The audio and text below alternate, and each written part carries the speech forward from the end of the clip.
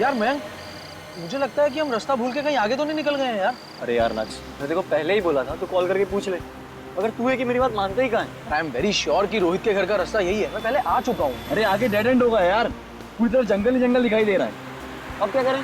तू एक काम कर, ये मोबाइल ले और इसमें चेक कर जीपीएस में हम एग्जैक्टली कौन सी जगह है। हाँ? अरे नक्स, ये तो केजपाल रोड है यार। केजपाल रोड? पर रोहित के घर के जाते समय तो केजपाल रोड आती ही नहीं थी।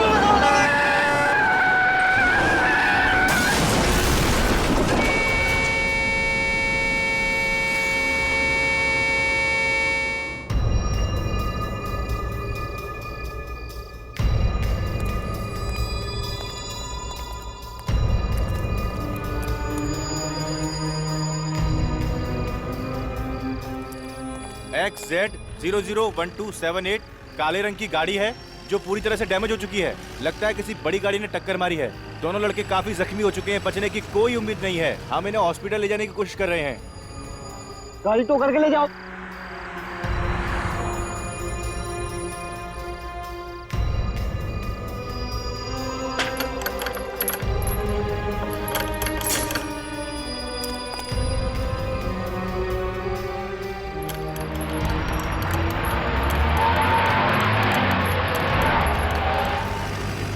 ये क्या है?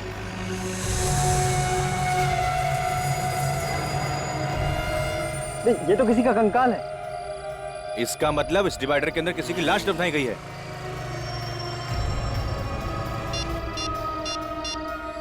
हेलो सीआईडी,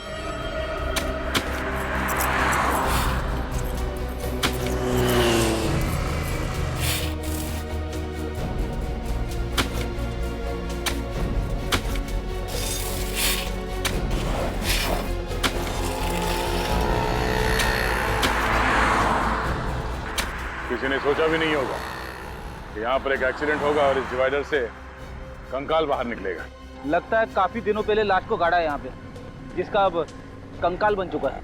सर, खूनी ने लाश को इस जगह ठिकाने लगाने का सोचा कैसे? उसने सोचा होगा कि कोई ये डिवाइडर तोड़ेगा नहीं और किसी को ये कंकाल मिलेगा नहीं। एक काम करो, आप लोग आ जाओ, आ जाओ।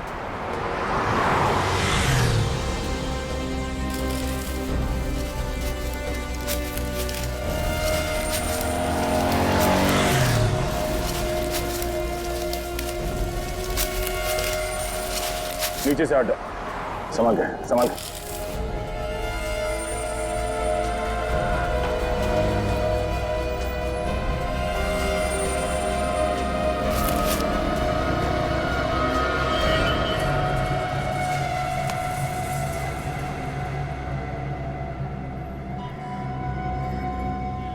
कंकाल किसी औरत की लगती है।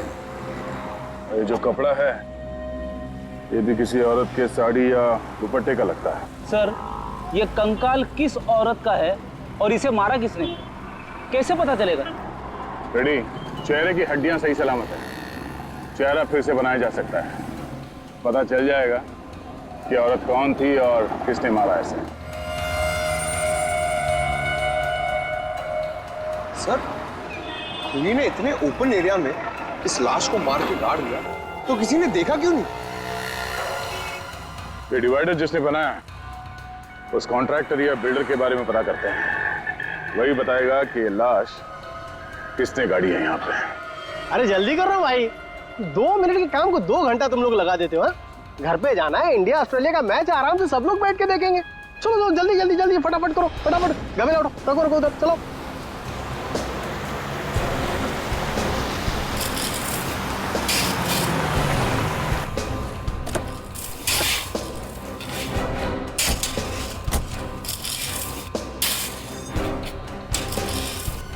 सुनो, ओ भाई साहब, मालिक कौन है यहाँ पे?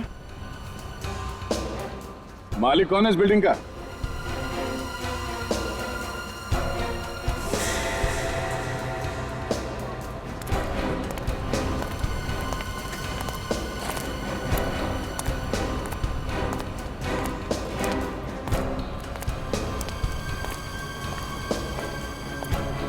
फाइव स्क्वायर कंस्ट्रक्शन कंपनी का मालिक कौन है?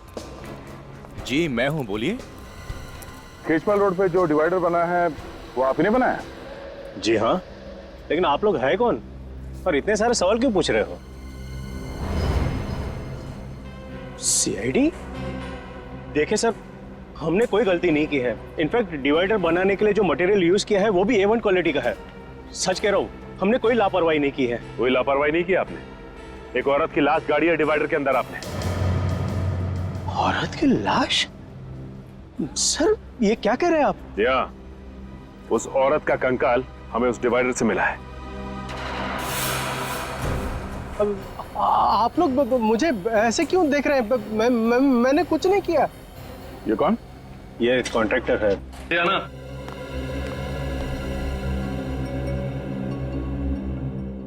ये ब्रीफकेस कैसा है? अरे सोन का है, रखने को दे गया। उन्हें उससे ना अचानक गांव जाना पड़ा। बोल रहा था जैसे गांव से आएगा लेके जाएगा। अच्छा, ये फोन किसका आ गया? हेलो, जी हाँ, मैं दैनिक बोल रहा हूँ। क्या?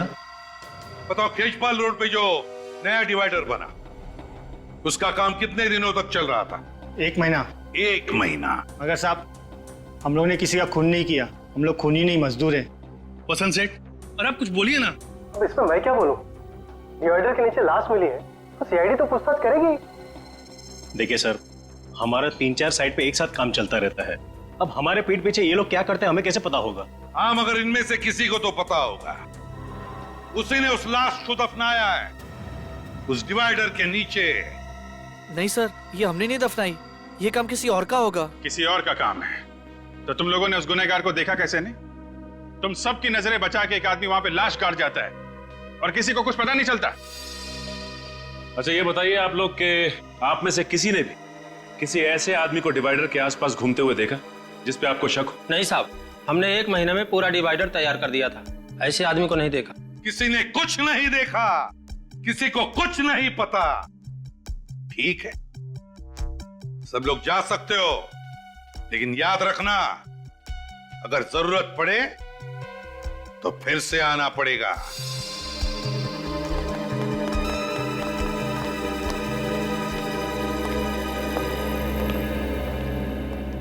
सर, आपने इन लोगों को जाने क्यों दिया? मुझे मौका देते ना, 2 मिनट में इन लोग से सब मैं निकलवा लेता। पंकज जी, आपको मौका मिलेगा, शांत हो जाइए। सर, वो दैनिक नाम का मजदूर कुछ ज्यादा ही परेशान लग रहा है। दैनिक? सर, चेहरे का रंग उड़ा उड़ा लग रहा था कुछ छुपा रहा है। हाँ अभिजीत, मुझे भी गड़बड़ लग रहा है वो। इन सभी लोगों पर नजर रखो, ये कॉन्ट्रैक्टर्स भी और मजदूर भी, और खास करके वो दैनिक।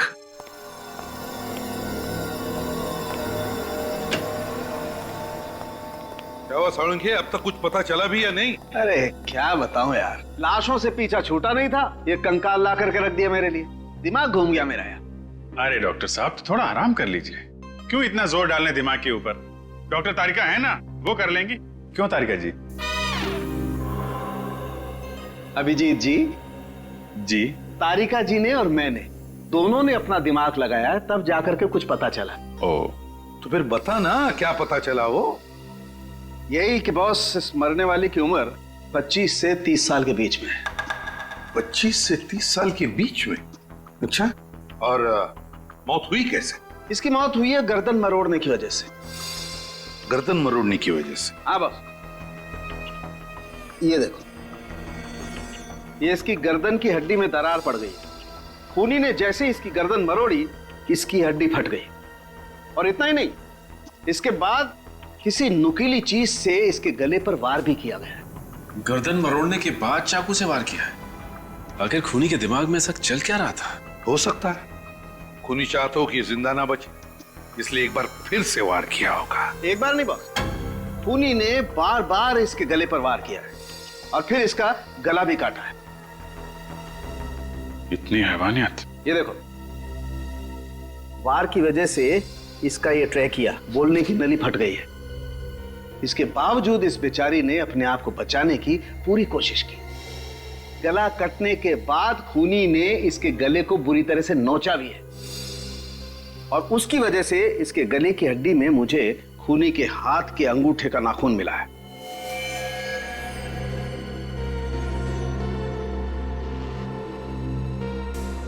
तो फिर अभिजीत, शायद खूनी के हाथ के अंगूठे में नाखून ही ना हो। डॉक्टर साहब, नाखून आदमी का है कि औरत का? डीएनए टेस्ट किया, पता चला कि ये आदमी का नाखून। सर, कहीं ये लूटपाट का केस तो नहीं है? कुछ ज्वेलरी वगैरह खींची होगी, चीना जप्टी में नाखून फंस गया। हाँ, मौत कब हुई होगी इसकी डॉक्टर साहब? 7 से 8 महीने पहले हुई है। 7 से 8 महीने पहले? यार फिर साळुंखी, इसका चेहरा ही बना दे। चेहरा बना चुका हूं बॉस। ग्रेट, तो फिर दिखाओ। हाँ, दिखाता हूं।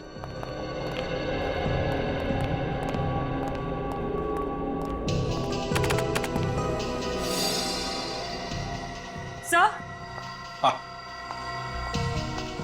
सर इस कंकाल पर से ये जो कपड़ा मिला है, ये एक महंगे सिल्क का कपड़ा है।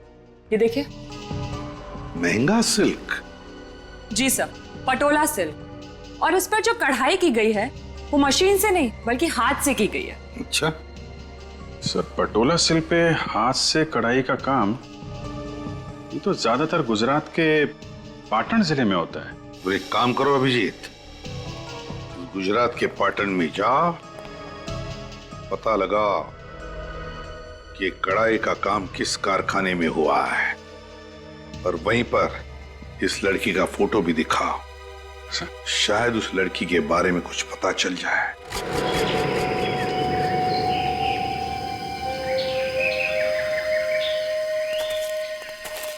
सर, खेजपाल रोड पर अगर किसी का मर्डर हुआ है तो इसे हमें क्या लेना देना? पता नहीं, सीआईडी का मामला है, तहकीकात चल रही है, बताना तो पड़ेगा ही। 1 मई 2012 से लेकर 2 जून 2012 तक के सारे रिपोर्ट्स रेडी हैं? जी सर, रेडी है। Very good.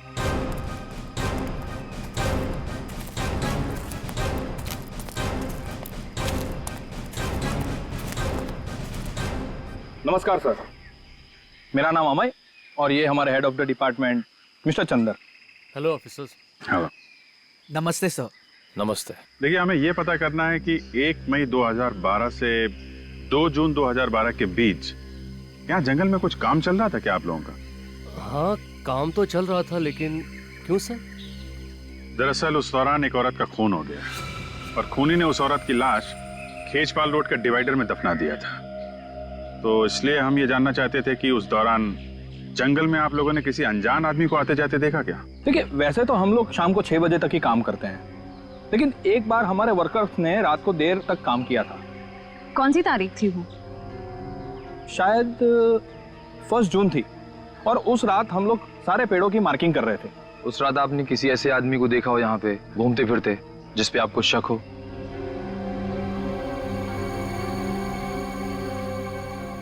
हाँ सर, याद आया, मैंने देखा था एक आदमी को। आपने देखा था?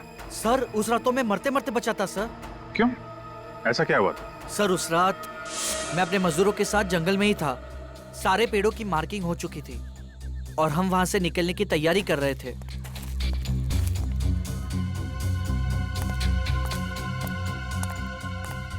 अचानक एक तेज गाड़ी आई और उसने मुझे टक्कर मारी। मैं उठता उससे पहले तो गाड़ी रिवर्स मार चुकी थी और बहुत स्पीड से मेरे बाजू से चली गई और वो अपनी गाड़ी लेके भाग गया। कितने बजे की बात है ये? लगभग 9 साढ़े 9 बजे होंगे। मतलब वो खूनी ही था, यहाँ पे लाश ठिकाने लगाने आया था, जंगल में काम चलता देख वापस भाग गया और खेजपाल रोड के डिवाइडर में लाश गाड़ दी। ये डिवाइडर वाले मजदूर को छुपा रहे हैं।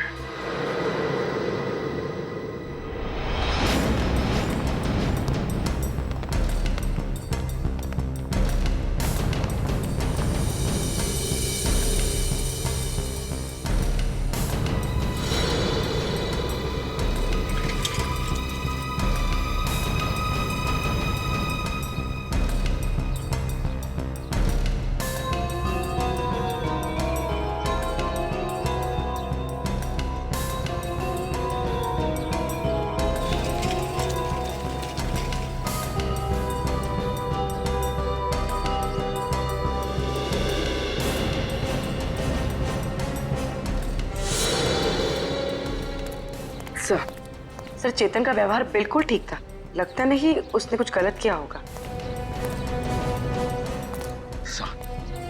यहाँ भी सब ठीक है। सारे मजदूरों के व्यवहार में कोई फर्क नहीं पड़ा। हाँ सर, जिस तरह से वो पहले काम पे जाते थे अभी भी बिल्कुल उसी तरह से काम पे जा रहे हैं।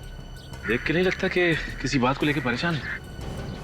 परेशान इसलिए नहीं है क्योंकि उन लोगों ने कुछ गलत नहीं किया है, मगर ये दैनिक, इसकी हरकतें कुछ गड़बड़ लग रही है। मैंने कितनी बार आपको टोका है कि सोहन अच्छा आदमी नहीं है, लेकिन आप मेरी बात मानो तो ना, डाल दिया ना उसने आपको मुसीबत में।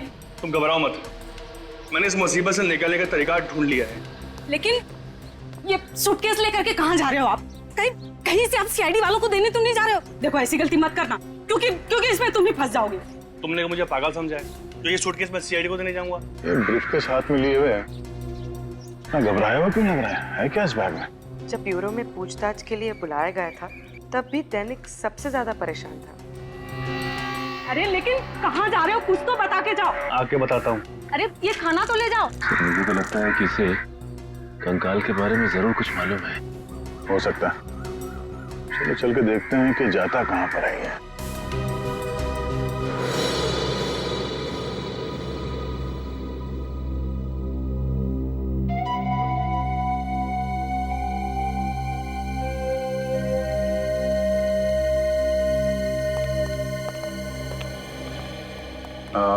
मालिक कहाँ है? एक्सक्यूज मी,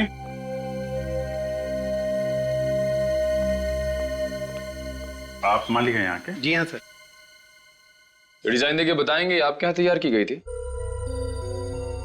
सर डिजाइन के बारे में तो नहीं बता सकते, इस तरीके का मटेरियल सिर्फ हम ही लोग यूज करते हैं सर। साला बहन जरा ये देख के बताइए। जी सर, ये हमारे यहाँ का डिजाइन है और पिछले साल इस डिजाइन की हमने 2 साड़ियाँ तैयार की थी। ये साड़ियाँ किसके लिए तैयार की थी आपने? पर आप लोग हैं कौन और ये क्यों पूछ रहे हैं सर? हम सीआईडी से। देखिए घबराइए मत, एक केस के सिलसिले में हम लोग तहकीकात कर रहे हैं। हमें एक औरत का कंकाल मिला और उस कंकाल के ऊपर ये साड़ी का टुकड़ा था। तो आप प्लीज जरा बताएंगे किसको बेची थी आपने साड़ी? Sir 2 minute.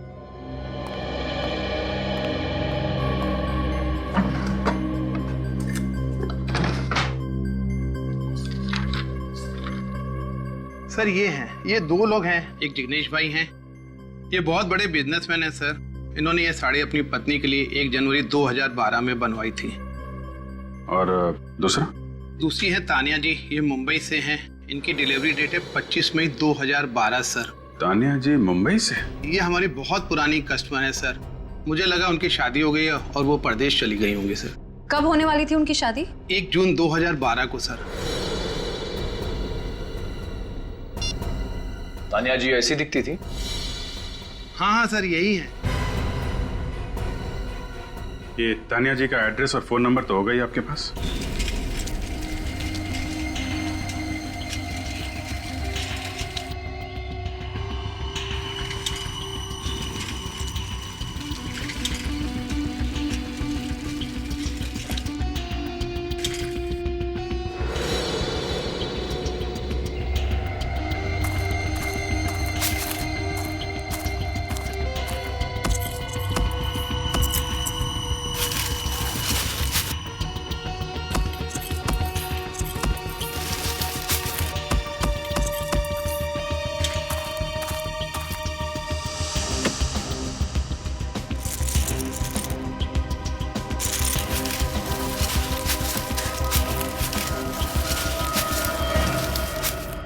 दैनिक साहब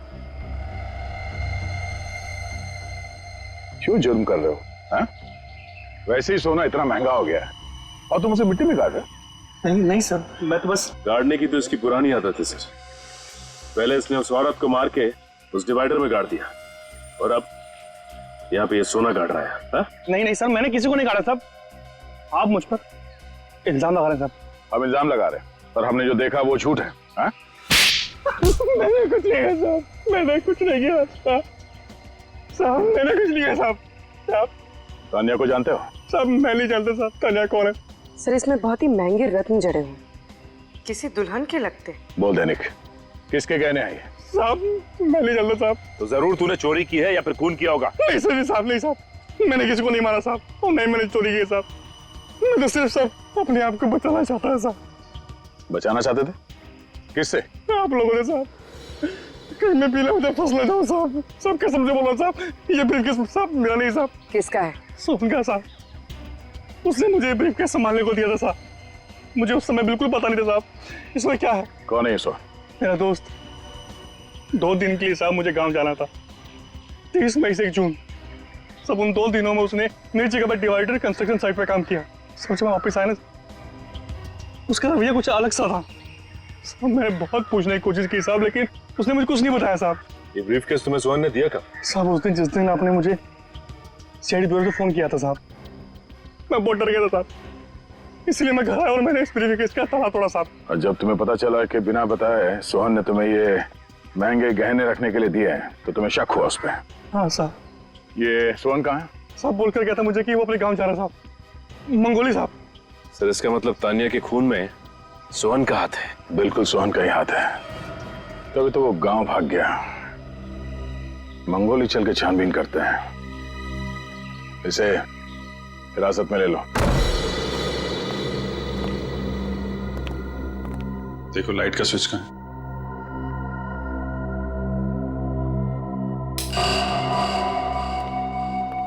घर तो बहुत अच्छी तरीके से सजा के रखा है, जैसे शादी ब्याह में सजाते हैं, लेकिन फूल मुरझा गए। सर लगता है ये सारी सजावट तानिया की शादी के लिए की गई थी। सर 1 जून 2012 के बाद लगता नहीं है इस घर में कोई आया है। शादी के दिन ही बेचारी का खून हो गया क्या? मगर सर तानिया के गायब होने की रिपोर्ट किसी ने लिखवाई क्यों नहीं? पड़ोसी कह रहे थे कि वो यहाँ अकेली रहती थी, शायद उसकी फैमिली में भी कोई नहीं होगा सर। घर को अच्छी तरीके से चेक करो, देखो कुछ काम का मिलता है क्या? सर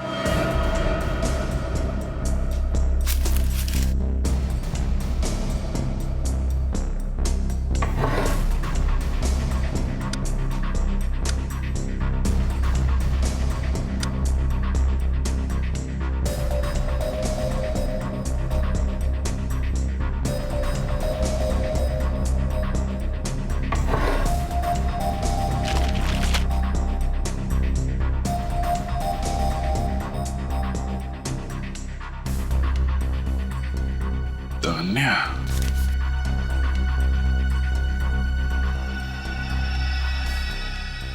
सर कुछ मिला क्या? हाँ सर, तानिया की शादी का कार्ड। हाँ, तान्या वेट्स मानिक, 1 जून 2012, Shubhangi banquet hall, Khechpal road.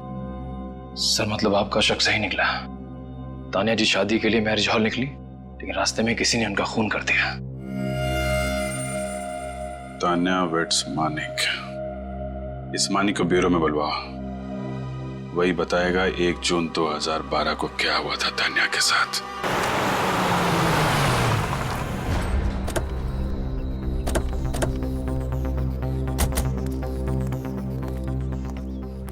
सुनो भाई साहब, ये सोहन कहाँ रहता है? कौन सोहन? अरे वही सोहन जो 2 दिन पहले ही मुंबई से यहाँ पे आया है। अच्छा अच्छा, वो सोहन साहब। लगता है आप लोगों को पता नहीं। क्या? वो जब से मुंबई से आया बीमार पड़ा है। कौन है उसके साथ? वो उसकी बहन कीर्ति रहती है, वही उसकी देखभाल करती है। कहाँ रहते हैं लोग? जी कहिए, किससे मिलना है आपको? आप कीर्ति हैं सोहन की बहन? जी हम लोग सीआईडी से सोहन से मिलना चाहते हैं। सीआईडी? देखिए, डरने की कोई जरूरत नहीं है, हम उनसे कुछ जरूरी बात करना चाहते हैं। भैया, ये सीआईडी वाले हैं, आपसे मिलने आए हैं।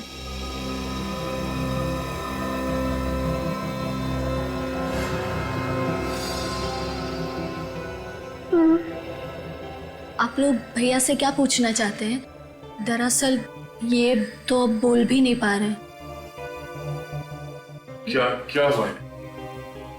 गांव के डॉक्टर का कहना है कि इन्हें किसी जहरीले कीड़े ने काटा है। कब हुआ ये हादसा? ठीक उसी दिन जिस दिन भैया शहर से यहाँ लौटे थे। यहाँ लौटते ही वो खेत में किसी से मिलने गए और आने के बाद उन्हें बुखार आ गया। बस तभी से भैया ना बोल पा रहे और ना चल पा रहे। और गांव के डॉक्टर का कहना है कि भैया आप कभी नहीं बोल पाएंगे। सर लेकिन मेरे भैया ने किया क्या है? इन्होंने 1 जून 2012 की रात खेचपाल रोड पर तानिया का खून करने में किसी की मदद की थी। कभी किसी आदमी के बारे में बताया इन्होंने आपको? नहीं सर, इन्होंने कुछ नहीं बताया। बस इनके चेहरे पर एक अजीब सा डर लगा रहता था।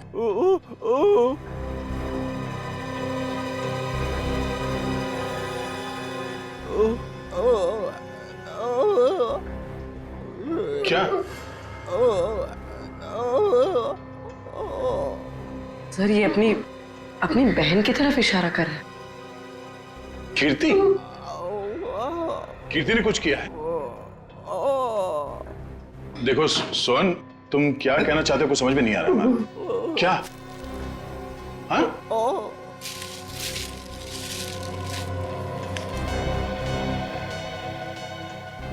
खून?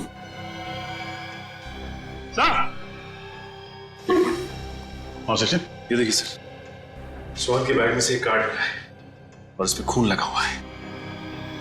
समाज सेवा समिति के कार्यक्रम का ये वीवीआईपी पास है जो 1 जून 2012 को आयोजित किया गया था। कार्यक्रम के मुख्य अतिथि का पास है ये। और सर कहीं ये जो खून लगा है ये तानिया का तो नहीं? हो सकता है। अगर ये वीवीआईपी पास सोहन के बैग में था इसका मतलब ये जरूर उस चीफ गेस्ट को जानता था। और ये पास उसने किसी खास वजह से संभाल के रखा था अपने पास। एक काम करते हैं, जिन लोगों ने इस कार्यक्रम का आयोजन किया है उनसे जाके मिलते हैं। वहीं से पता चल जाएगा कार्ड पे लगे इस खून का राज।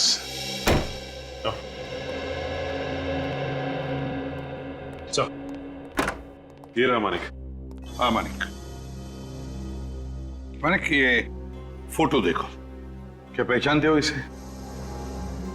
ये तो तानिया सर, इससे मेरी शादी होने वाली थी सर। हाँ, तानिया ही है। मेरा मतलब है तानिया ही थी। जहां पर तुम्हारी शादी होने वाली थी बस बिल्कुल वहीं से कुछ ही दूरी पर हमें तानिया का ये कंकाल मिला। क्या? ये नहीं हो सकता सर। ऐसा हुआ है मानिक जी, किसी ने तानिया को शादी के जोड़े में ही मार दिया और फिर उसे जमीन में गाड़ दिया। किसने मारा मेरी तानिया को? शायद आपने। मैं क्यों मारूंगा? तो फिर तानिया के गायब होने के बाद आपने एफआईआर क्यों नहीं लिखवाई? उसे ढूंढने की कोशिश क्यों नहीं की आपने? सर मैंने बहुत ढूंढने की कोशिश की थी, मगर जब वो शुभांगी हॉल नहीं आई तो मैं समझ गया कि उसने शादी का इरादा बदल दिया है सर। और मुझे बहुत दुख हुआ जब उसने उसके बाद एक बार भी मुझे फोन नहीं किया। तो तुम फोन कर लेते उसे? सर मैंने बहुत कोशिश की थी फोन करने की, मगर फोन स्विच ऑफ था। तो मुझे पता था कि उसके कुछ रिश्तेदार हमारी शादी के खिलाफ थे सर। तानिया बहुत डरती थी उनसे और हमेशा कहती थी कि उसके रिश्तेदार बहुत खतरनाक और बहुत पावरफुल लोग हैं। जब वो मंडप नहीं पहुंची तो मेरे परिवार वाले भी बहुत गुस्सा हो गए और मैं समझ गया सर कि उसने अपने रिश्तेदारों के डर से ही मुझे धोखा दे दिया। है कौन ये रिश्तेदार? कभी तानिया ने उनका नाम बताया तुम्हें? नहीं सर, उनसे कभी उसने मिलने ही नहीं दिया। तानिया के माता पिता से क्यों नहीं बात की तुमने? तानिया के माँ बाप नहीं है सर। तानिया से आखिरी बार कब बात हुई थी आपकी उस दिन? ये कोई 8:30 बजे सर, जब वो ब्यूटी पार्लर से मैरिज हॉल के लिए निकली थी। मतलब जो कुछ भी हुआ है ब्यूटी पार्लर और उस मैरिज हॉल के बीच में हुआ है। शुभांगी हॉल तो खेचपाल रोड पे है ना? जी सर। तो जब आप उस दिन वहां पे गए तो क्या उस रोड पे डिवाइडर का काम चल रहा था क्या? जी सर, चल रहा था। वहां पे किसी को देखा था आपने? नहीं सर, कोई भी नहीं था वहां। किसी को भी नहीं देखा। ठीक है, जा सकते हो तुम। जी सर।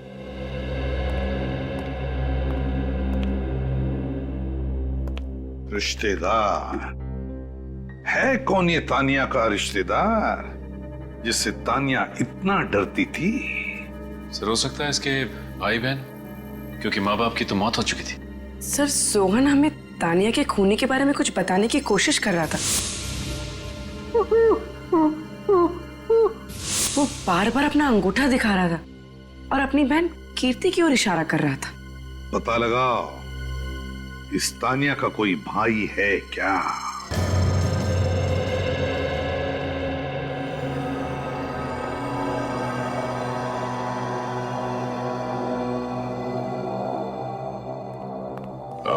सुनो भाई साहब, अभी लंच टाइम में 1 घंटे बाद आना।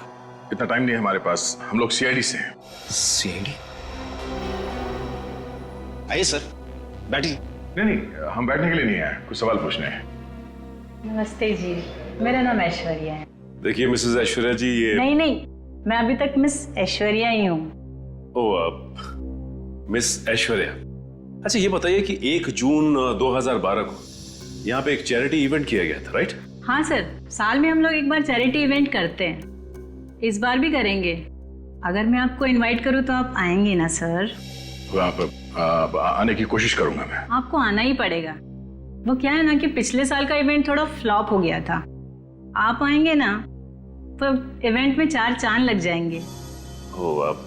वैसे ऐश्वर्या जी, ये इवेंट आपका फ्लॉप कैसे हो गया था? उस इवेंट के चीफ गेस्ट इवेंट में नहीं आए। रात 11 बजे तक सभी लोग उनका वेट करते रहे, बाद में नाराज होकर वापस लौट गए। तो आप लोगों ने पता नहीं किया कि वो क्यों नहीं आए? हमें बाद में पता चला कि उनको रास्ते में चोट आ गई थी और उनको डॉक्टर के पास भी जाना पड़ा था। यही था ना वो कार्यक्रम? हाँ, यही था। Thank you. चीफ गेस्ट से मिलना पड़ेगा।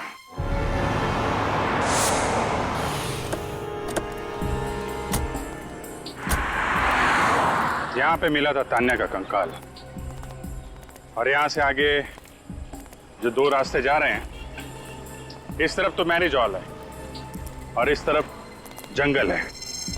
खूनी ने तान्या की लाश जंगल में गाड़ने की कोशिश की थी, लेकिन वहां पे काम चल रहा था, इसलिए वापस यहाँ पर आया और यहाँ डिवाइडर में उसे गाड़ दिया। हाँ सर, शादी का जोड़ा पहनकर तानिया ब्यूटी पार्लर से निकली होगी। रास्ते में उसे खूनी मिला होगा जिसे वो जानती होगी, और फिर दोनों मिलके मैरिज ब्यूरो की तरफ गए होंगे। लेकिन मैरिज हॉल तक पहुंचे नहीं फ्रेडी, उसके पहले ही खूनी ने अपना काम कर दिया और यहाँ पे तान्या को गाड़ दिया। सर मगर उसने अकेले कैसे गाड़ा होगा? जरूर उसने किसी की मदद ली होगी। हाँ सर, ये काम किसी कंस्ट्रक्शन साइट का वर्कर ही कर सकता है, कोई और करता तो इतनी फिनिशिंग नहीं हो पाती। और दूसरे दिन जब बाकी के वर्कर यहाँ पे आते तो टेढ़ा मेढ़ा काम देखकर वो वापस उसे तोड़ देते और लाश बाहर आ जाती। सर, ये काम जरूर सोहन ने किया है। उसी के पास सोने के जेवर थे जो उसने दैनिक को दिए थे, शायद तानिया के गले से निकाल लिए हो। और सोहन को यहाँ इस काम के लिए एक ही आदमी बुला सकता है। हाँ दया, बिल्कुल ठीक दया, बिल्कुल ठीक, सही सोच रहे हो। सारे सबूत उसी आदमी की तरफ इशारा कर रहे हैं। खूनी वही है दया, हाँ वही है, उठा लो उसे। चल चल चल जल्दी कर चल। अरे तू अंदर क्या कर रहा है? हाँ? अरे 4 दिन का काम था, 8 दिन लगा दिया तुम लोगों ने। कितने आलसी हो तुम लोग। आज से लिफ्ट का काम शुरू होना था, वो कब शुरू होगा? समझ में नहीं आता तुम लोगों को? अरे भुवन जी, आपने इस कॉन्ट्रैक्टर को सिर्फ मजदूरों पर चिल्लाने के लिए रखा है क्या? दरअसल वसंत जी है ही ऐसे, छोटी छोटी बातों में गुस्सा हो जाते हैं, लेकिन मजदूर से काम बहुत अच्छा निकलवाते हैं। अच्छा, आप किसी तानिया नाम के लड़की को जानते थे?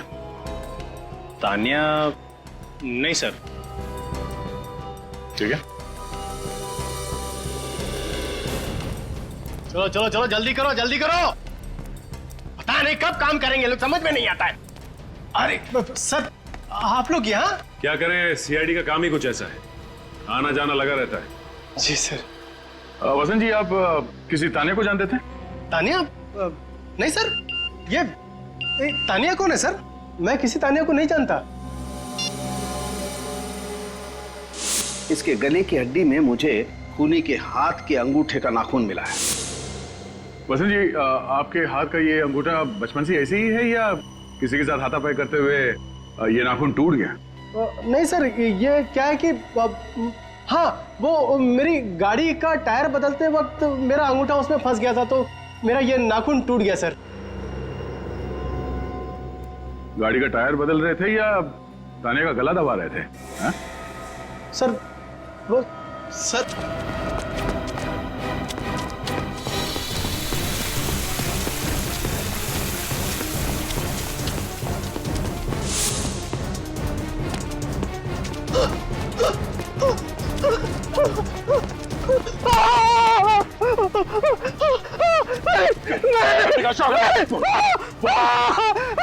देखूंगा ऊपर से फोन। क्यों मारा तानिया को? सर मुझे कुछ नहीं मालूम सर, मैं कुछ नहीं जानता सर। कुछ नहीं क्या? नहीं सर।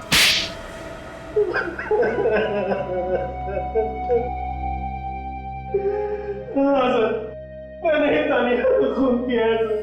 सिर्फ इतना ही नहीं, गर्दन मरोड़ी उसकी, गला काटा। शर्म नहीं आई तुम्हें? अपनी बहन का इस तरह से इतनी बेदर्दी से खून करते हो? वो मेरी सगी बहन नहीं थी। थी तो वो बहन ही ना तुम्हारी? हाँ? क्यों खून किया उसका? क्योंकि नफरत करता था मैं उससे। बाबा ने सारी प्रॉपर्टी उसके नाम कर दी थी, मेरे नाम पर फूटी कौड़ी भी नहीं छोड़ी थी। अगर वो मानिक से शादी करती तो मानिक सारी प्रॉपर्टी हड़प लेता, सब कुछ उसके नाम हो जाता। इसीलिए मैंने तानिया को बुलाया। मैं चाहता था कि वो कागजात पर साइन कर दे, ताकि शादी के बाद सारी प्रॉपर्टी मेरी हो जाए। देखो तानिया, मुझे तुमसे कोई गिला शिकवा नहीं है। तुम एक बार इस जायदाद के पेपर पर सिग्नेचर कर दो, उसके बाद तुम्हारा रास्ता अलग और मेरा रास्ता अलग। ये क्या बसंत भैया, मुझे लगा कि आप अपनी सारी कड़वाहट भूलकर अपनी सौतेली बहन से एक नया रिश्ता जोड़ना चाहते हैं, और आप मेरी शादी के दिन इन पेपर्स पे साइन करवाना चाहते हो। मैं अपनी जायदाद आपके नाम कभी नहीं करूंगी। गाड़ी रोकिए। यह गाड़ी तो तभी रुकेगी जब तुम इस पेपर पर सिग्नेचर करोगे। आज तक मैं चुप रही, यहाँ तक कि मैंने मानिक को भी कभी नहीं बताया कि मेरा एक सौतेला भाई है जो सिर्फ पैसों से प्यार करता है, मुझसे नहीं। लेकिन अब मैं सबको आपकी असलियत बता दूंगी। मैंने कहा गाड़ी रोकी अभी, वरना मैं जोर से चिल्लाऊंगी। गाड़ी रोकिए भैया। कोई है, बचाओ भैया, बचाओ।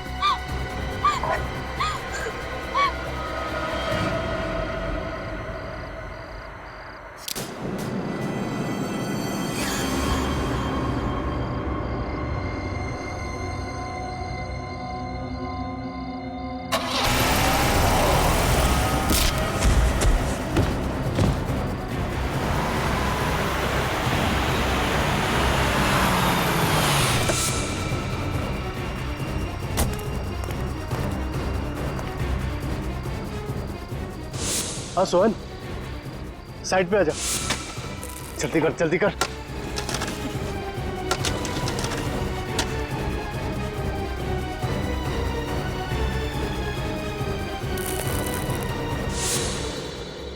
लेकिन तुमने सपने में भी नहीं सोचा होगा कि उस रास्ते पे एक दिन एक्सीडेंट होगा, डिवाइडर टूटेगा और तुम्हारा गुनाह सामने आ जाएगा। क्यों हमला किया सोहन पे तुमने? क्योंकि एक वही था जो मेरा राज जानता था। फिर भी पकड़े तो तुम गए ही, हैं? पकड़े तो गए। क्या लगता है तुम्हें, जिस जायदाद के लिए तुमने अपनी बहन का इतनी बेरहमी से खून किया, क्या वो जायदाद तुम्हें मिल जाएगी? नहीं, अदालत तुम्हें फांसी ही देगी, फांसी।